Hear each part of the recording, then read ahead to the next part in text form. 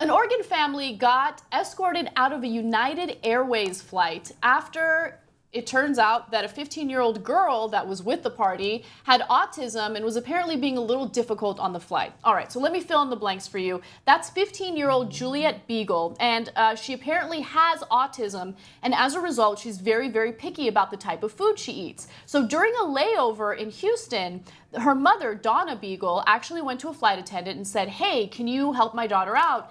She needs a hot meal. It can't be warm, it can't be cold, it needs to be piping hot or else she won't eat it." In fact, she said the following: if it's warm, she won't eat it. If it's cold, she won't eat it. It has to have steam rolling off of it. The flight attendant said, "There's not anything we can get you." So I said, "Well, how about we wait for her to have a meltdown and start crying and she tries to scratch and then you'll want to help her." Well, her daughter did begin to fuss, and as a result, the flight attendant did give her a meal, and then she calmed down. But the story didn't end there. Apparently, after that, the flight took an emergency landing in Salt Lake City, and police actually came on board and escorted the family off the plane. In fact, we have video of it. Let's take a quick look. You see them getting escorted off the plane as if they're criminals or something. When they asked why they were being escorted, the police said the captain didn't feel comfortable flying with their daughter on board. In fact, United Airlines says they made the best decision for their crew and customers and diverted the flight after the situation became disruptive. They actually booked the Beagles on a different flight carrier later. But that does not satisfy Donna Beagle. In fact, she's planning on suing them and has filed a report with the Federal Aviation Administration. I want to know what you guys think about this. Maytha, make your point.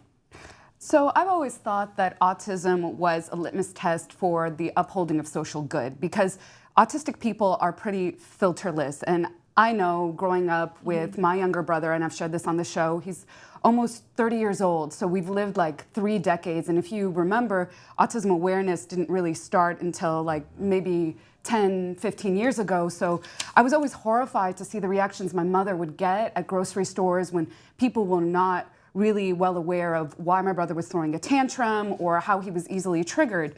So this story to me is a story of us failing because the flight attendants and the flight crew were upholding elitism over basic human needs of somebody who is in a very vulnerable population. Why, like, how much could have it hurt the staff if they just gave the meal right then and there, if they understood that they would be staving off a protracted reaction from the girl? And I think also, I mean, United Airways loses big time on this because PR-wise, this looks horrid for them as the father is leaving with the stuffed animal for the 15-year-old girl, and like you said, as if they are criminals escorted off this flight and then they have to be booked on another carrier. And they think that this was the best move for all the other passengers, but I would definitely not be happy if they had an emergency landing in Salt Lake City and they actually ruined my plans, because maybe I have a tight schedule, maybe I have a connecting flight, I don't want to land again. It's not that big of a deal. Just give the 15-year-old the hot meal. And it made me realize,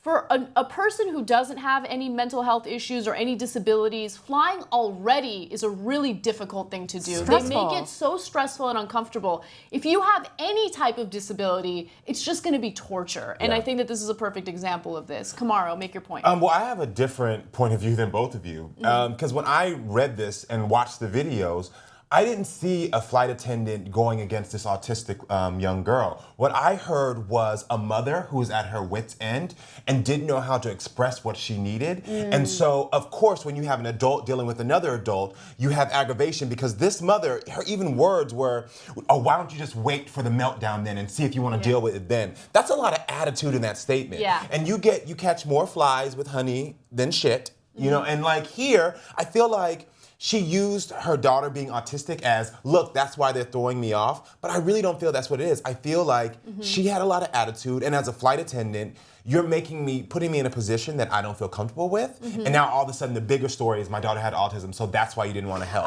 You know, I would just go to the defenses of the parents, just watching how my mother has to rally between the reaction of my brother and then the reaction of other people. Oh, no, of course.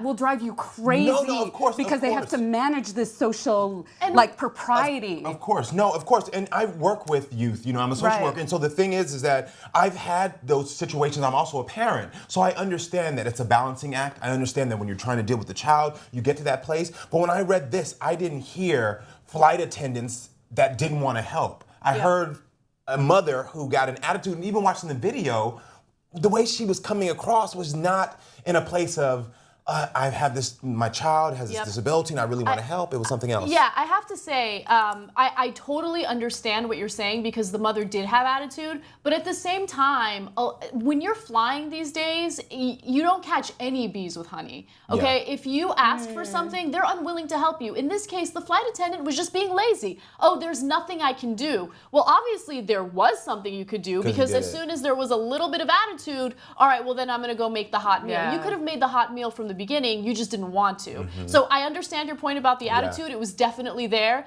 but the flight attendant here, in my opinion, is definitely more wrong than the mother having the attitude. Here's the question. What's your biggest pet peeve when you're traveling? Real quick, 30 seconds. Maytha.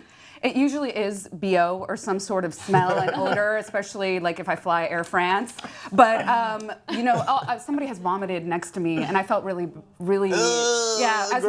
As we were descending, so we couldn't do anything about like removing the vomit all on the guy's body. So that was horrid. That sounds pretty bad. Mine is the bathrooms. I think they're gross. I don't want to stand in them. I don't want to sit in them. And to go in them and you're bouncing around. I mean, like, just give us a little bit more space in there. Just a little more space. That's it. Okay, 2 pet peeves real quick. I hate when I'm either at the window seat or the middle seat and then I really have to pee and I have to ask the person at the aisle seat to get up. It's the worst, especially when they're sleeping. What are you gonna do if you really have to pee? You're gonna wake them up? It's the worst. And then the second thing, and I think this is the biggest pet peeve for me, is when people bring carry-on luggage that's just massive. And they take up all the overhead space because they don't wanna check their luggage in and they don't wanna pay the fee. It drives me crazy. I go out of my way to just have a duffel bag with me. I will travel as light as possible because I don't want to check it in, but I also don't want to be an inconvenience to everyone else. So those are the 2 things that I hate the most. I want to know what you guys hate the most about traveling. Share your biggest pet peeve in the comment section below. I hope you guys enjoyed the video, and we'll see you guys soon.